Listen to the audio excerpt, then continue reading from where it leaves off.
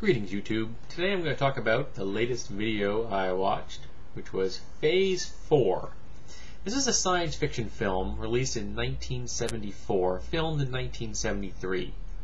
And I was rather impressed by how well it made a transfer to DVD. It looked really crisp.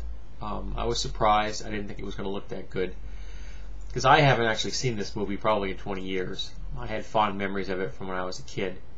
Seeing it, I think, on the monster creature double feature, but I'm not positive. The basic premise of this is that some unspecified cosmic event bathes the planet Earth in strange energy.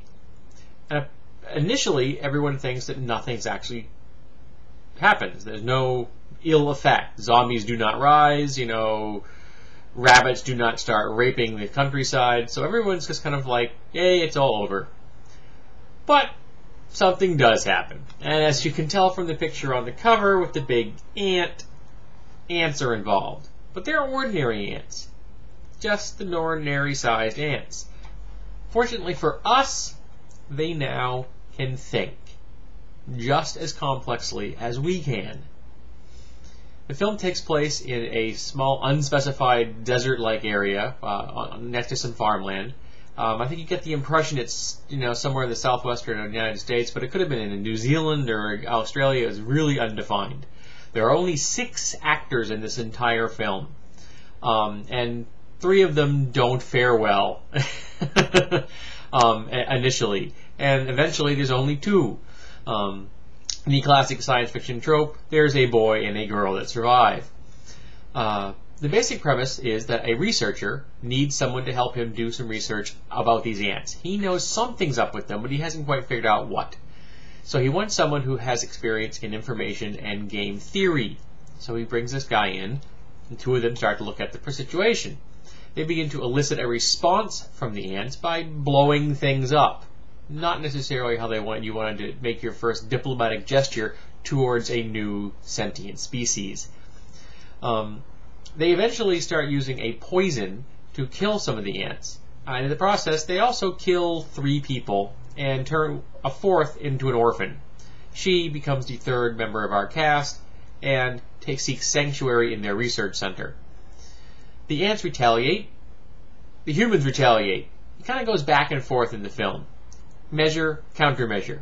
Eventually, the game theorist begins to realize that the ants are actually attempting to communicate with him through the symbols of geometry, simple math.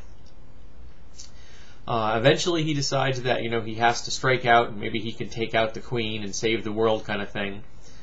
But at the end, he comes to realize that the ants wanted him and his female companion. They have plans. The ants have decided they're going to incorporate humans into their hive culture. They modify the humans, mind you. They're not quite the same anymore. But the humans will gradually be assimilated into the hive structure, which is kind of an interesting concept, because you can kiss free will goodbye, but a world run by ants isn't going to have much war, now is it?